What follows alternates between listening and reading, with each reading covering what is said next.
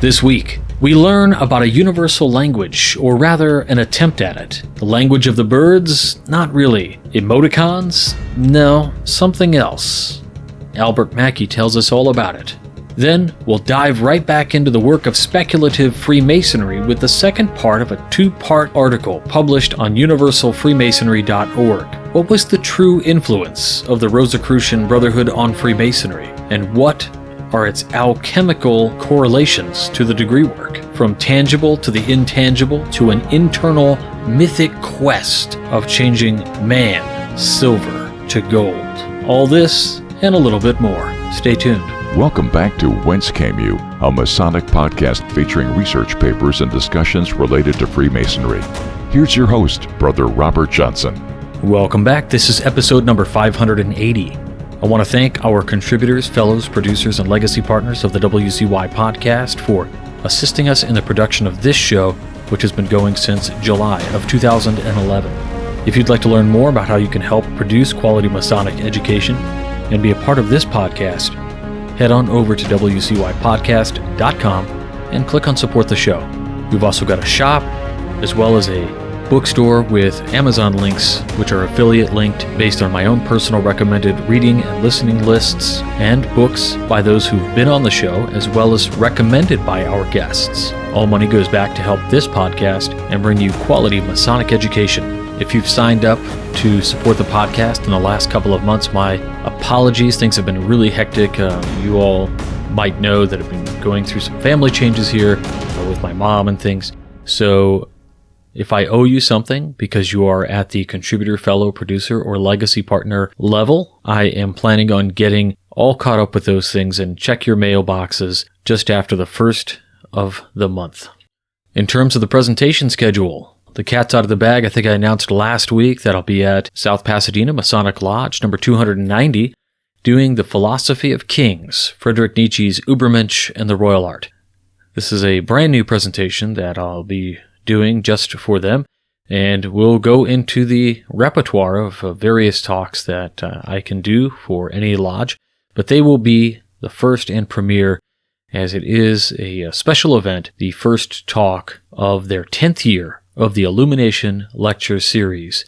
So if that sounds interesting to you, awesome. If not, well, let me just tell you that the philosophy of Friedrich Nietzsche really has changed the world.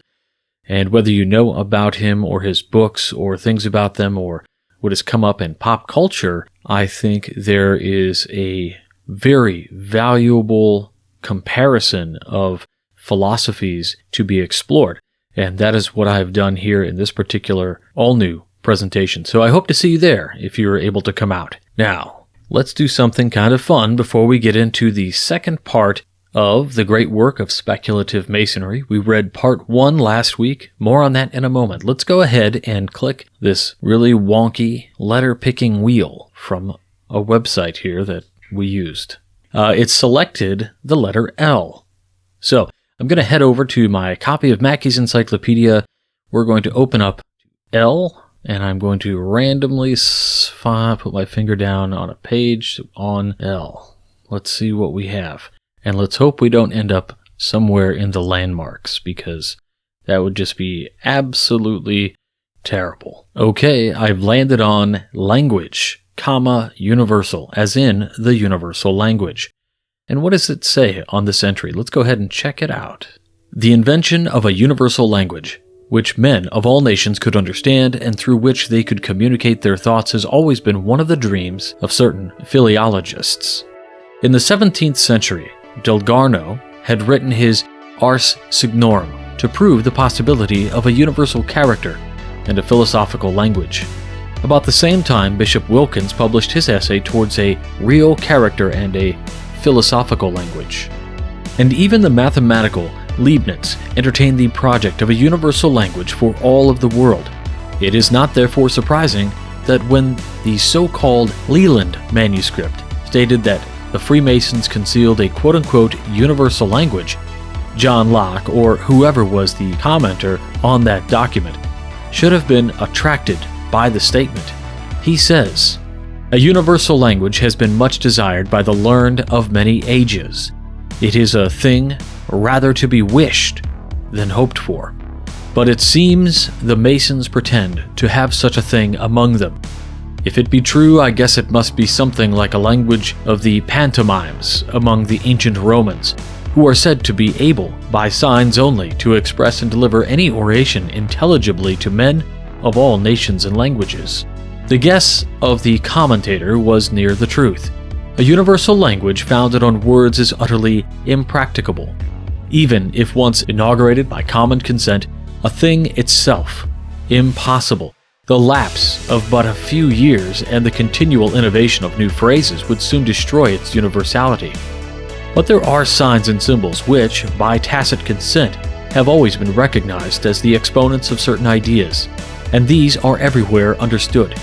It is well known that such a system exists over the vast territory occupied by the North American Indians, or First Nations, and that these First Nations of two tribes, which totally differ in language, meeting on their prairie or in the forest, are enabled by conventional signs of universal agreement to hold long and intelligible intercourse. On such a basis, the universal language of Freemasonry is founded. It is not universal to the world, but it is to the craft, and a Freemason of one country and language meeting a Freemason of another can make himself understood for all practical purposes of the craft, simply because the system of signs and symbols has been so perfected that in every language they convey the same meaning and make the same impression. This, and this only, is the extent to which the universal language of Freemasonry reaches.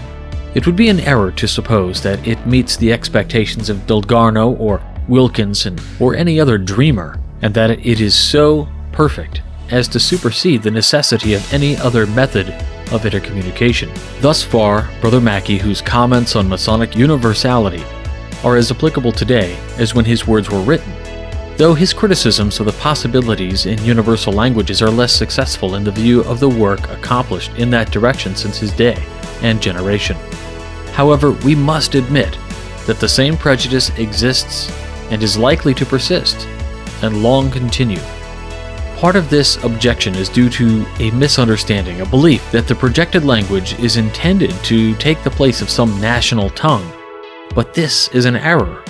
At best, the attempts have been directed at an easily acquired auxiliary means of spoken and written communication, an agency especially promising of purpose in the world that is so readily misled by lack of correct knowledge concerning the peoples of the earth. Surely this is a task important to all brethren of the craft.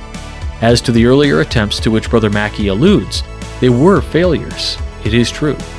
Delgamo's Ars Signorum of 1661 and Wilkins's Real Character of 1668 failed because of insufficient foundation.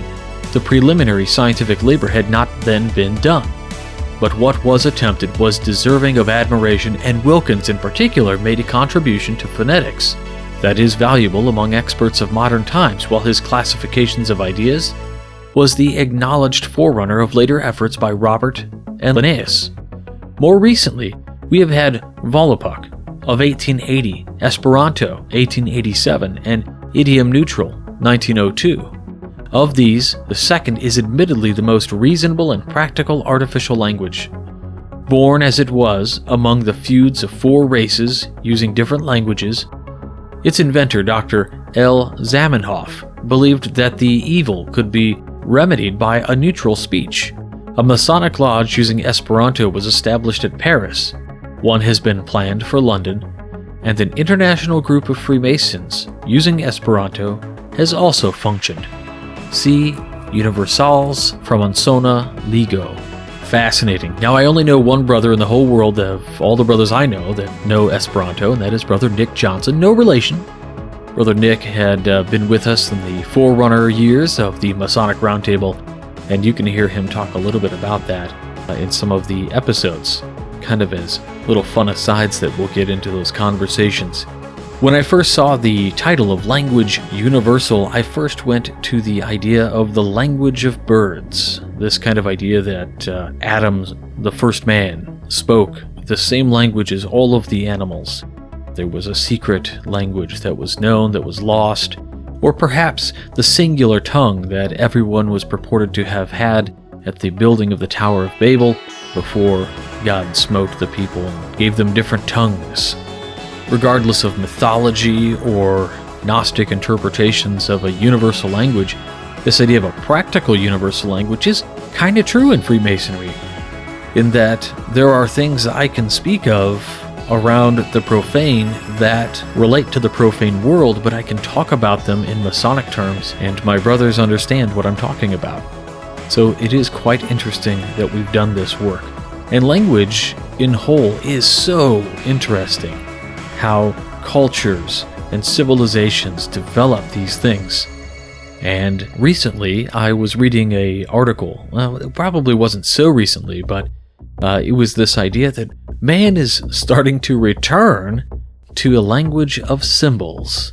That's right, through the text message and emojis, we are turning the tides back to a communication of emotion rather than one of exact science. It's interesting.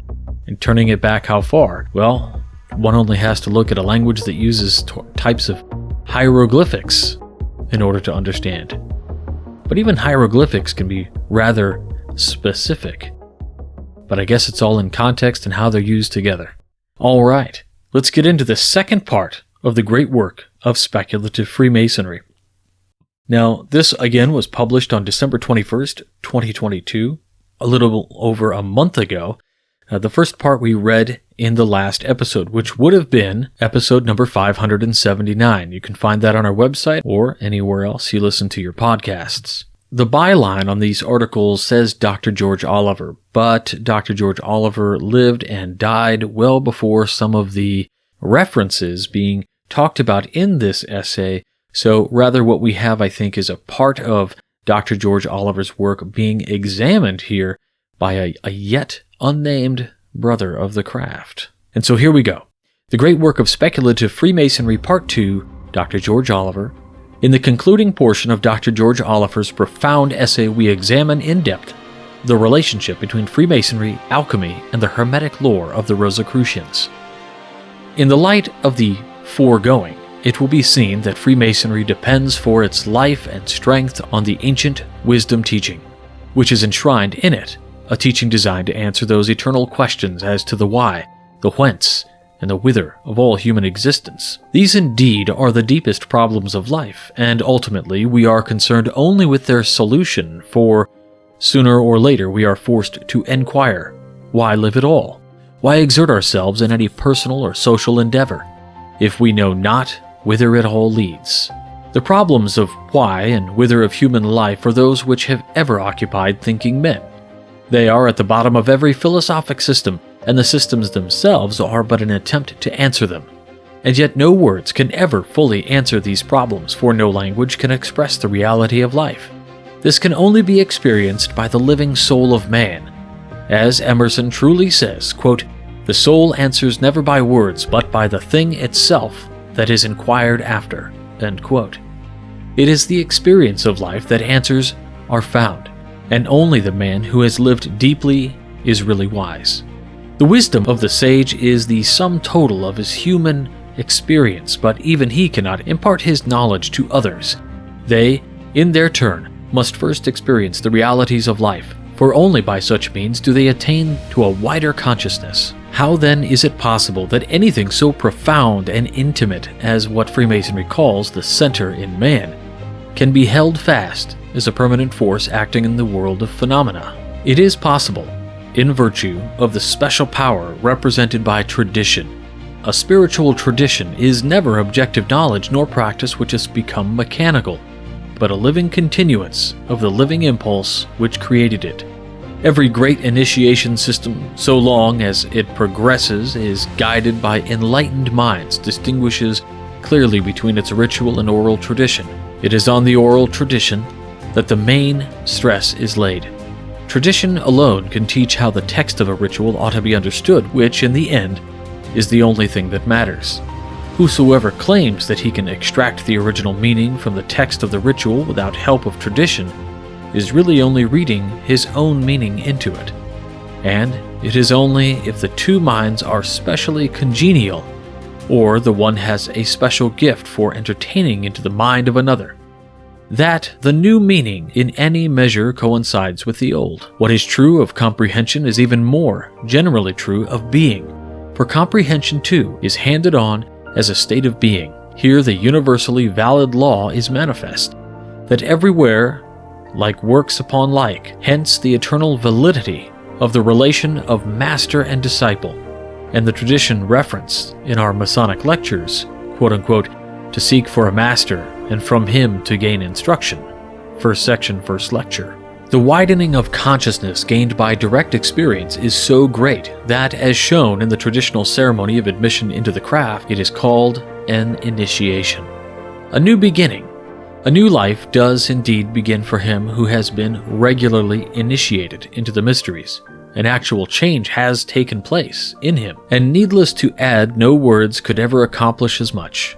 The candidate for initiation in the schools of ancient mysteries therefore did not attain merely by hearing and repeating words, but always by undergoing the process conferred upon him by already initiated masters or experts, an experience which resulted in an expansion of his consciousness.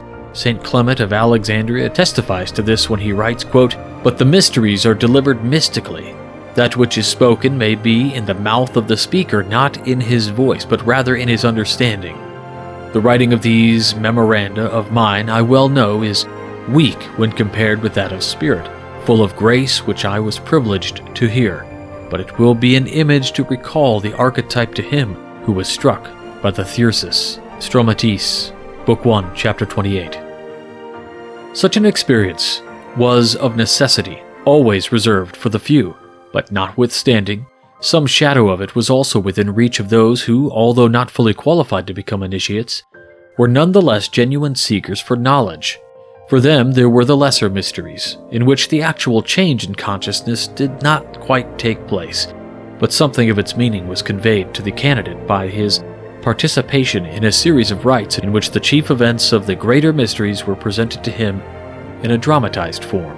We can now proceed to judge of what supreme importance the influence of the Rosy Cross was to speculative Masonry.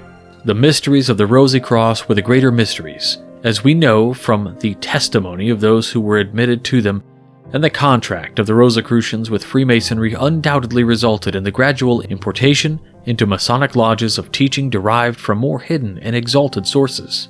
Many students of the craft system are unaware of the great value of literary works attributed to Rosicrucian authorship. These works call for our serious study because their contents are directly related to that body of science and doctrine concerning human nature and its perfectibility, which the concealed founders of the craft system subtly and under deep veils of phrasing planted in the soil of Masonic ritual. The Hermetic lore, as the body of the Rosicrucian teaching is often called, comprehends both a spiritual and physical science, a science of the spirit, and a science of nature. Both of these elements of the Rosicrucian wisdom are also to be understood by the use of the term great work.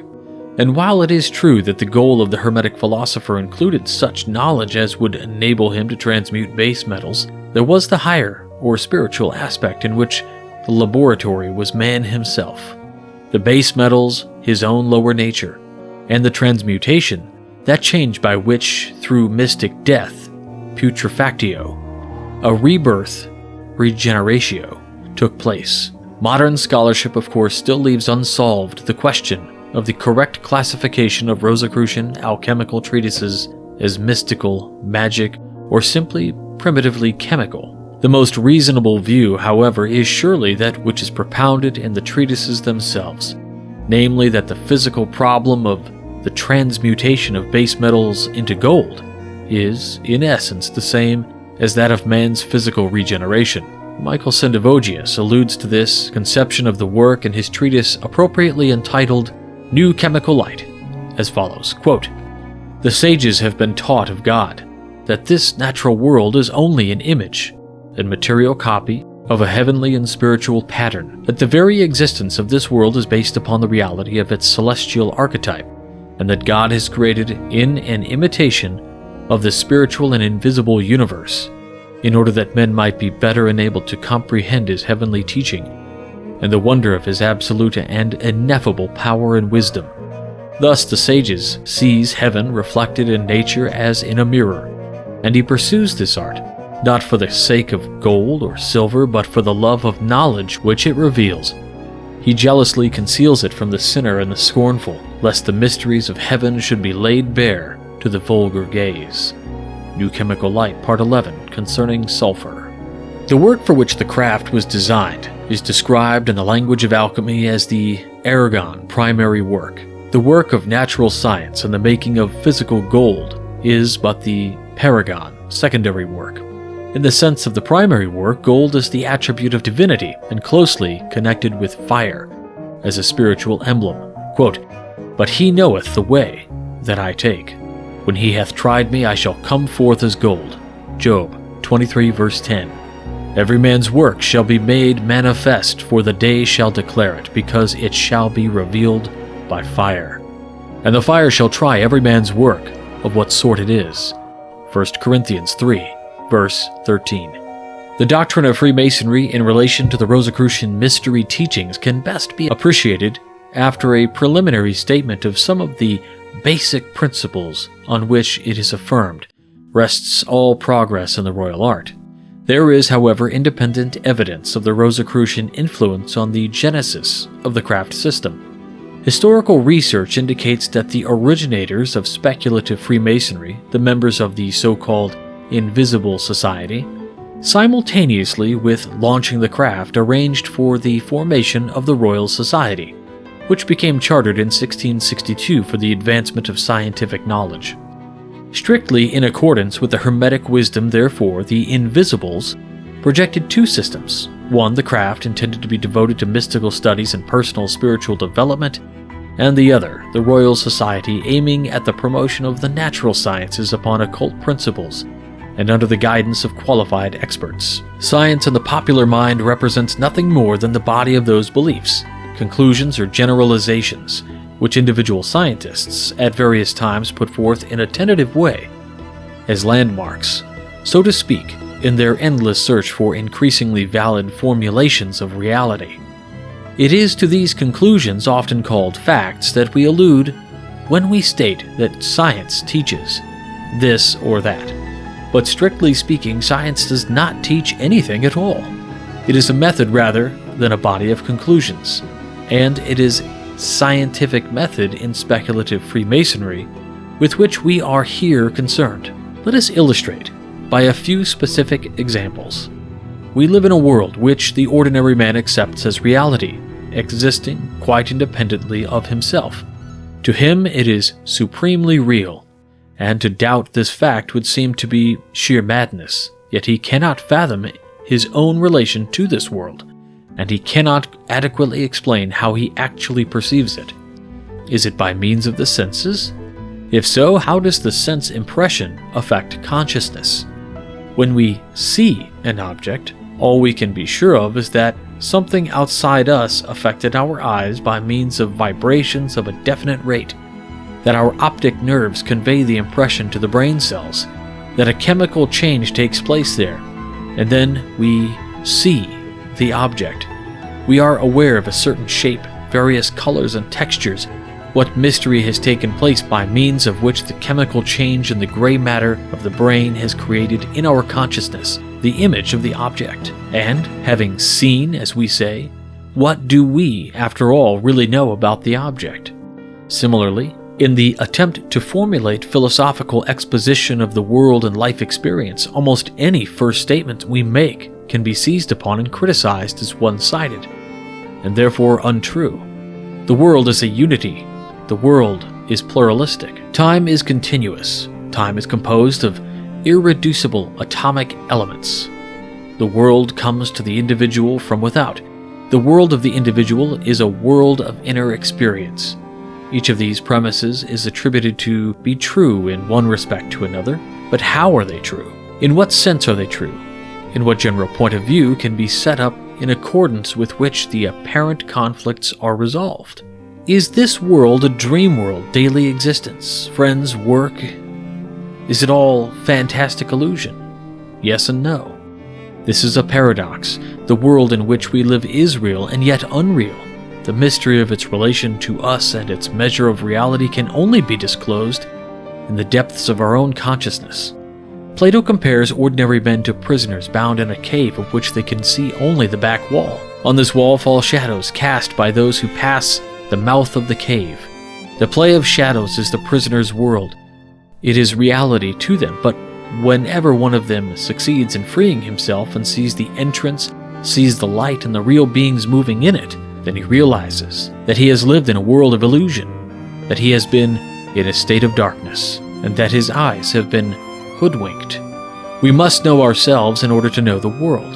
The man, therefore, who becomes proficient in that most interesting of all human studies, the knowledge of himself, renounces the popular world and gradually attains consciousness in a world described as not to be touched by hand or to be seen by eye, but otherwise supremely real.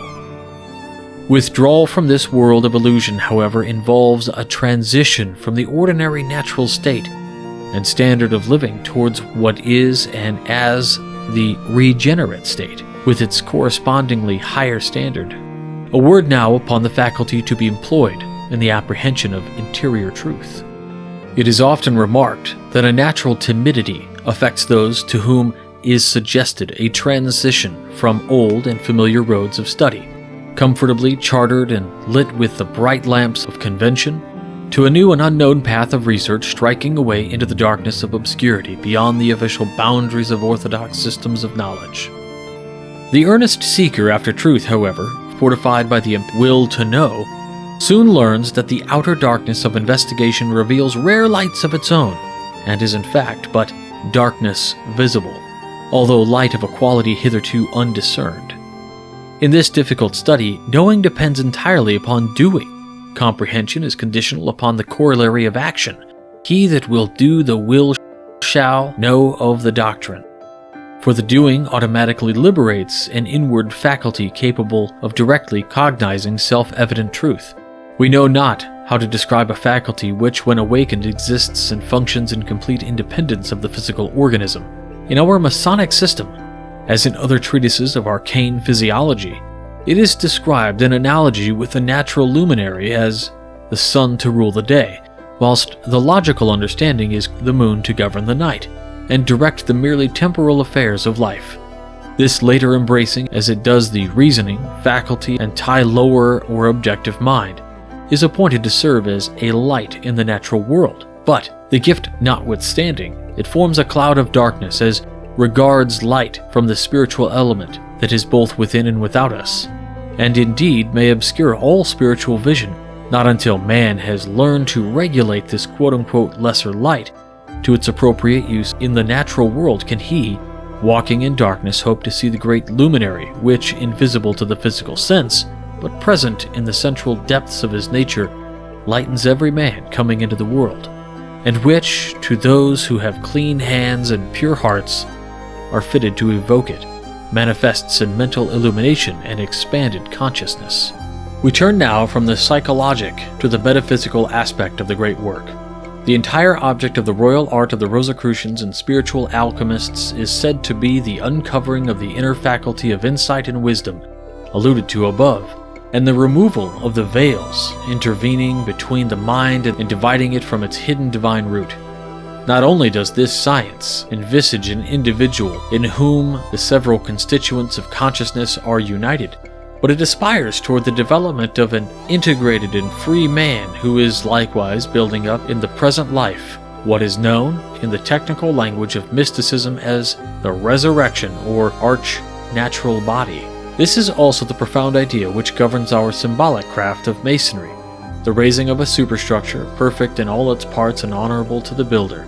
As to the metaphysical material of which these structures are to be reared, the Hermetic and alchemical schools adopted the mystical terms of Scripture and called it a stone, the philosopher's stone. It is indeed the white stone which is given to him that overcometh, the lower nature as that apostle did, who thereupon received the name that implies a stone. For it is only then that the individual aspirant becomes a foundation, a rock upon which may be erected a temple, a personal sanctuary of the spirit whose abode is the souls of men rather than the temples made with hands. The teaching of the alchemists demonstrates how this stone must be confected, worked up in the individual by a manual art, like our Masonic art, not to be understood in the literal sense. From chaos to perfection. They describe the work as undergoing 3 stages, the black, the white, and the red, which are the alchemical equivalents of the 3 degrees of speculative Freemasonry. Thus, as psychologically, regeneration involves the 3 traditional stages of purgation, illumination, and union, so metaphysically, there are 3 corresponding stages of corporeal development. To each of these may be added a 4th. Although unlikely of achievement in this life, the attainment of divine union in permanence, which during physical life can only be temporary and partial, and the corresponding perfecting and consolidation of an arc or arch-natural vesture perfect holiness, belongs only to the Lord.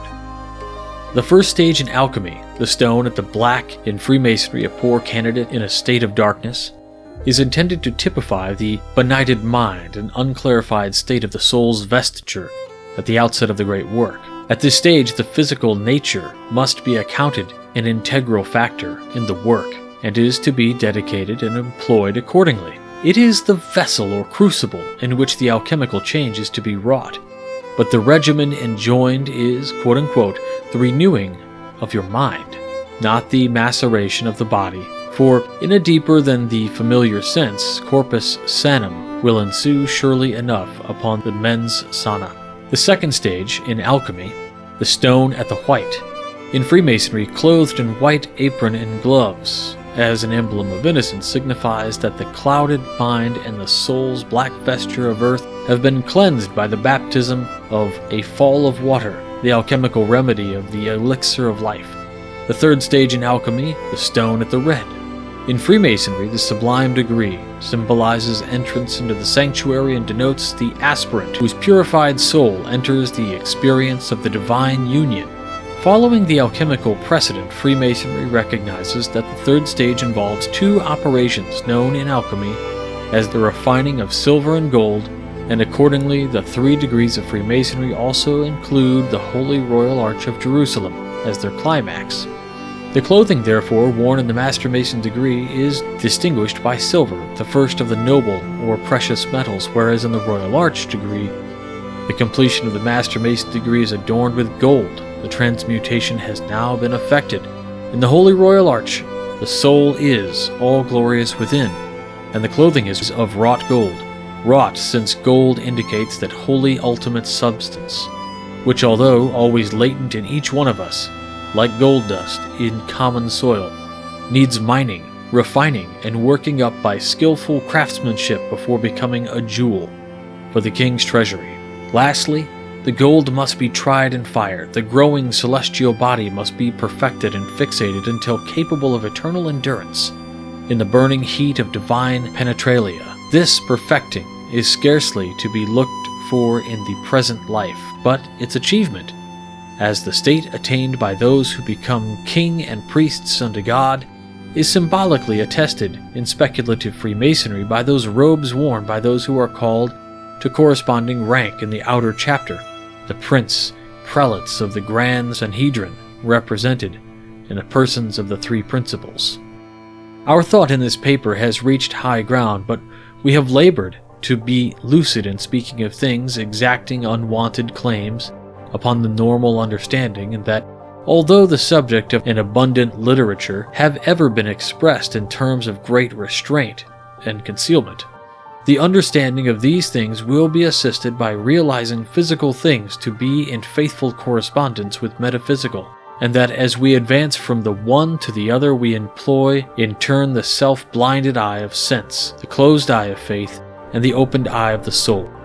At the beginning of the quest, the aspirant is conscious of only the things of the physical order. Let him, however, commit himself with bandaged eyes to his instinct and the possibility of a great self-transfiguration, believing that, quote, my covenant is with the seer, the hoodwink is removed, and faith possesses into sight. His eyes see the salvation prepared before the face of all the people, but hidden from them by a passing blindness, and he can testify that in the very deed the tabernacle of God is within men, and not elsewhere. We will conclude with a quotation from Plotinus, which may serve to illustrate the position of this study circle in relation to our brethren of the craft. Quote, If we speak and write, it is but as guides to those who long to see. We send them to the place itself, bidding them from words to the vision. The teaching is of the path and the plan. Seeing is the work of each soul for itself. Plotinus, Enid, 6, 9.4, Stephen McKenna. So mote it be. Very much different from the first piece, which was much more historical and dipping the toes in the side of the esoteric nature of really this concept that they're trying to convey. And here in this piece, The Great Works of Speculative Masonry Part 2, I found the piece to be very interesting, but also one that I did have to read a few times in order to really understand what they were trying to say. The author uses some terms and some beautiful language that is just a little bit harder for somebody like me to really comprehend the first read through. But that's just me. Maybe you're like me, maybe you're not. Maybe you're probably all faster than I am. So I hope you guys enjoyed it. Maybe you want to listen to this one again, or there'll be a link back in the show notes. You can read it for yourself, or, have Siri read it or something along those lines. We'll be back next week with a tarot reading. We're going to look at the deck called the Real Talk Tarot, and I did post a quick little sneak peek of that on our TikTok page, which is under the Wizard of Arge. It's all, every space is actually an underscore. So the Wizard of ARJ, the Wizard of Arge. And we'll use that tarot deck to do a little bit of a contemplative experience next week. So I want to thank you all for joining me on this edifying journey, as Brother Juan likes to say. One more time, I want to thank our producers, fellows, contributors, and legacy partners of the show. And if you want to learn more about how you can help support this program, please head on over to wcypodcast.com. Now, before I sign off this week, I must tell you all about the 2023 Midwest Conference on Masonic Education, happening on April 28th through the 30th. It'll be in Canton, Ohio, at the Canton Masonic Temple. Friday evening, there's going to be a welcome conference, a social hour. They're going to do something called Search for Light at the Canton Masonic Temple, the debut of a new social and educational Masonic event. They'll have a lot of fun there. There'll be a social in the temple room. Then on Saturday, there'll be some breakfast, joint session, morning session, afternoon sessions. Be there for our conference, as it is a Grand Lodge event.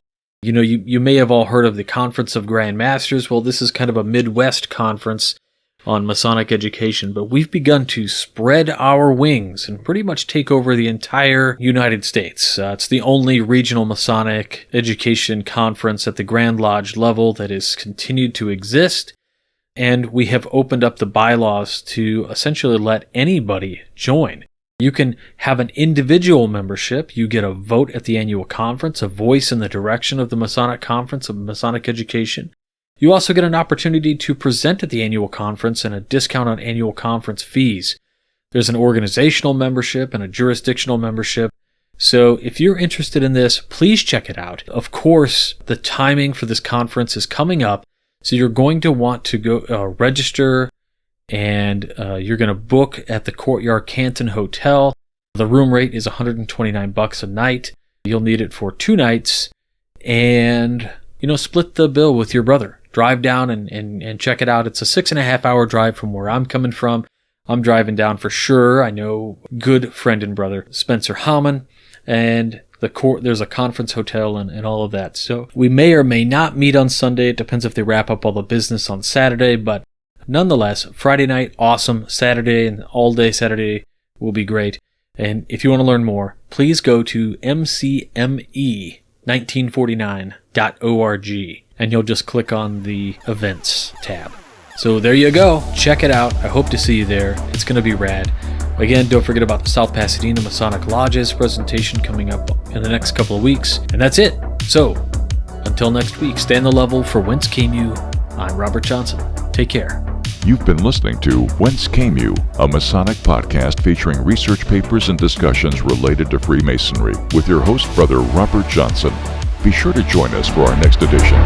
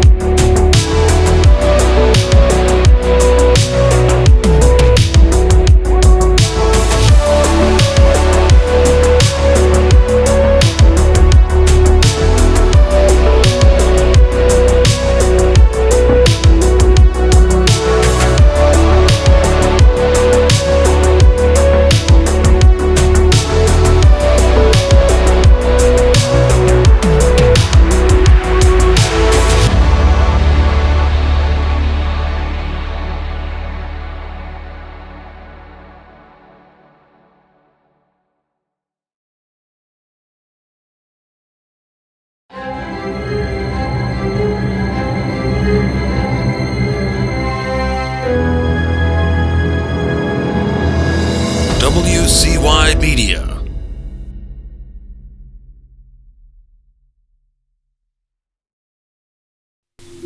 That's it. Casual.